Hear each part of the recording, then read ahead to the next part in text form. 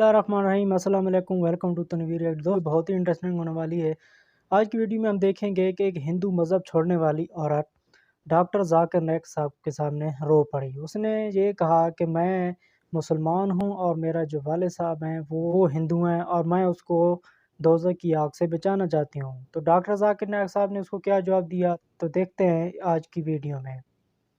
مسلمان ہے اور والدین غیر مسلم تو بھی اولاد کو انہی والدین کے ساتھ رہنے کو ترجیح دینی چاہیے۔ ان کے ساتھ حسن سلوک کا حکم دیا گیا ہے کیونکہ یہی حسن سلوک ان کے والدین کے لیے بھی اسلام قبول کرنے کا سبب بن سکتا ہے۔ فرمان باری تعالیٰ بھی ہے کہ ہم نے انسان کو والدین کے بارے میں حسن سلوک کی تاکیدی نصیحت کی ہے، اور اگر والدین کی طرف سے تمہیں میرے ساتھ شرک پر مجبور کیا جائے جس کے بارے میں تمہیں علم نہیں ہے تو تم ان کی اطاعت مت کرو، میری طرف ہی تم نے لوٹنا ہے تو میں تمہیں تمہارے اعمال کی خبر دوں گا۔ چنانچہ کسی بھی مسلمان کے لیے والدین کی نافرمانی یا ان کے ساتھ بدسلوکی کرنا جائز نہیں ہے، اور اس کا یہ مطلب بھی نہیں کہ گناہ اور معصیت کے کاموں میں ان کی اطاعت کرے یا کفر کے امور میں ان کا ہم نوا بنے، باقی ان کی ہر بات ماننے کا سختی سے حکم دیا گیا ہے۔ ایسا ہی ایک سوال لے کر ایک خاتون بھی ڈاکٹر ذاکر نائک کے پاس آئی۔ اس باحجاب خاتون نے سوال کیا، میں تو اسلام قبول کر چکی ہوں مگر میرے ماں باپ نے نہیں کیا، میں اپنے ماں باپ کو کیسے اسلام قبول کرنے پر راضی کروں، کیسے ان کو یقین دلاؤں کہ اسلام سچا ہے، قیامت آنے والی ہے، میں ان کو منانا چاہتی ہوں، اسلام سچا دین ہے اور اس کے بغیر کچھ نہیں، میں ان کو جہنم کی آگ سے بچانا چاہتی ہوں، برائے مہربانی مجھے بتائیں کہ کیسے ان کو بچاؤں۔ I want to ask that how can I give dawah to my parents that they start believing Islam, believe in Allah, believe in the day of judgment. Anyhow, I want to convince them that Islam is the best and without Islam nothing is in life. I want to save them from the fire of hell.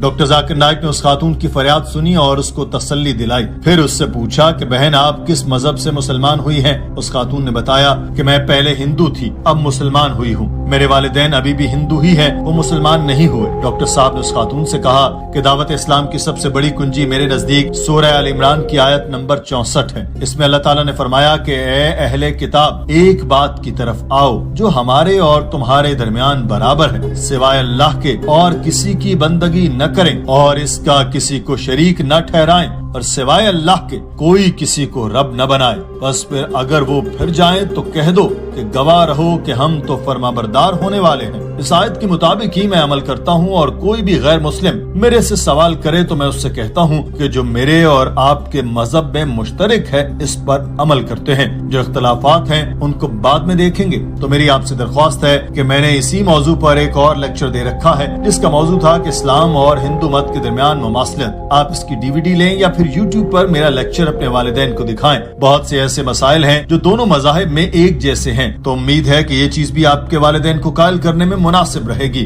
Doctor صاحب نے اس خاتون کو بتایا کہ ایک چیز جو میں ہر اسلام قبول کرنے والے سے کہتا ہوں کہ وہ آپ سے بھی کہوں گا کہ اپنے والدین کا احترام کریں، ان کی عزت کریں، ان کی بات مانیں، سوائے اس بات کے جو قرآن و حدیث کے خلاف ہو۔ اگر وہ آپ سے ایسی چیز کرنے کا کہیں جو آپ کو ناپسند ہے مگر اسلام میں حرام نہیں تو وہ بھی کریں۔ مثال کے طور پر آپ کو کہیں کہ آج نیلے رنگ کا لباس پہنو اور آپ کو نیلا رنگ پسند نہیں، مگر پھر بھی آپ وہ لباس پہن لیں کیونکہ وہ آپ کے والدین کو خوشی دے گا۔ آپ ان کو بتائیں کہ مجھے نیلا رنگ پسند نہیں مگر آپ کو پسند ہے، اس لیے میں نے اس رنگ کا لباس پہنا ہے، کیونکہ اسلام میں حکم ہے کہ والدین کی ہر بات ماننی ہے اور ان کو اف تک نہیں کہنا۔ اس سے آپ کی والدہ سوچیں گی کہ جب سے اس نے اسلام قبول کیا ہے میری زیادہ عزت کرتی ہے، میری زیادہ بات مانتی ہے، وہ اس چیز کو ضرور محسوس کریں گے۔ For example, they used to tell you that wear this blue color dress. You say, no mother, I don't like blue color. Now once you accept Islam, wearing blue is not haram. So you tell your mother, because you are my mother, you are telling me to wear blue, though I don't like blue, I will wear blue.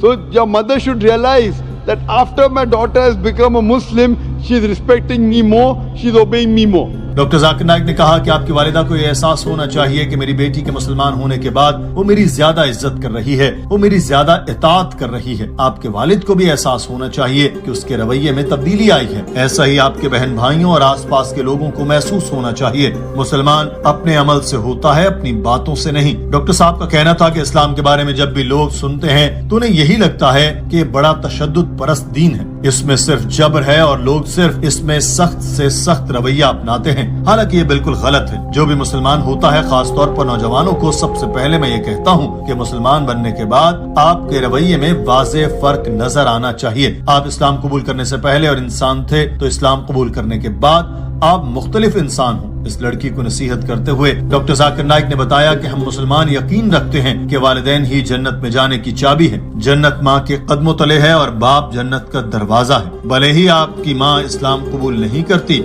मगर उनकी जिंदगी में आपको उनसे प्यार करना होगा, उनकी इज्जत करना होगी, चाहे वो गैर मुस्लिम ही हैं, क्योंकि आपकी जन्नत आपकी माँ के कदमों के नीचे है। आप मुसलमान हो गई तो इसका मतलब ये नहीं कि बतौर इंसान आप अपने वालिदैन से रुतबे में ज्यादा बुलंद होंगे। वालिदैन हमेशा बच्चों के ऊपर ही रहेंगे, उनका रुतबा कभी कम नहीं हो सकता, क्योंकि ये इज्जत अल्लाह ताला ने दी है जिसको कोई इंसान छीन नहीं सकता। आपके वालिदैन गैर मुस्लिम ही क्यों न हो, वो जन्नत में जाएं या नहीं, आपको इनसे प्यार करना है और इनकी इज्जत करनी है और इनकी हर वो बात माननी है जो इस्लाम के खिलाफ न जाती हो। जब आपके वालिदैन ये तब्दीली देखें तो वो महसूस करेंगे कि मुझे अपनी बेटी से छोटे छोटे काम करने के लिए बार बार कहना पड़ता था, मगर अब वो मेरी बगैर कहे मदद कर रही है। उनको एहसास होना चाहिए कि लड़की अब पहले से बदल गई है, मगर इसमें आने वाली तब्दीली मुस्बत है। तो वो आपसे लाजमी पूछेंगे कि ऐसा क्या हुआ। तब आप उनको बताएं कि यही तो इस्लाम की खूबसूरती है जो आप मुझ में देख रही हैं। ये बात सुनकर वो खातून कुछ और जज्बाती हुई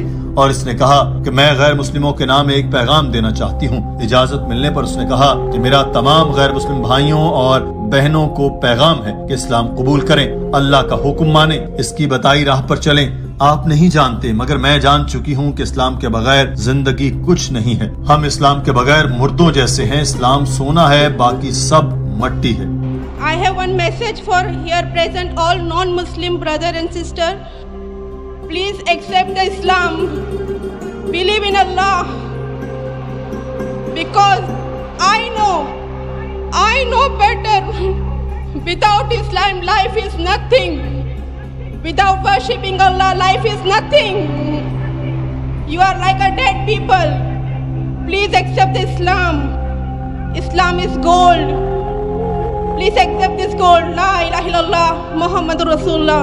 डॉक्टर जाकिर नाइक ने भी आखिरी बात कही और इस खातून को तलकीन की कि आपको अपने वालिदैन की देखभाल करना होगी। साथ ही आपने मीडिया की फैलाई गलतफहमी को भी दूर करना है। मीडिया के मुताबिक इस्लाम दहशतगर्दी को प्रमोट करता है, क्योंकि बदकिस्मती से चंद काली भेड़ें हैं जो खुद को मुसलमान कहते हैं और लोगों को नुकसान पहुंचाते हैं, फिर समझते हैं कि इस्लाम की बड़ी खिदमत कर रहे हैं। और बदकिस्मती है कि मीडिया अरबों मुसलमानों में से मुट्ठी भर काली भेड़ों को लेकर इस्लाम के खिलाफ प्रोपेगेंडा करता है और दुनिया भर में इस्लाम को एक इंतहा पसंदी वाला दीन बनाकर पेश करता है। तो आपको अपने वालिदैन की नजर में गलत फहमी को दूर करने की कोशिश करनी होगी जो इस्लाम के बारे में फैली हुई है, और साथ ही अपने वालिदैन की कभी बेइज्जती न करें। सिर्फ अल्लाह और रसूल सल्लल्लाहु अलैहि वसल्लम की हिदायत के खिलाफ जाने से गुरेज और इख्तलाफ कर सकते हैं, लेकिन वो भी शाइस्तगी के साथ। वालिदैन से अच्छा सलूक करेंगे तो वो कभी न कभी आपकी बात सुनेंगे और हो सकता है कि आप भी उनके लिए जन्नत में जाने का वसीला बन जाएं। तो दोस्तों ये थी आज की वीडियो। उम्मीद करता हूँ कि वीडियो आपको बहुत पसंद आई होगी। नई वीडियो के लिए मैं दोबारा हाजिर होऊंगा। दुआओं में याद रखिएगा। अल्लाह हाफिज।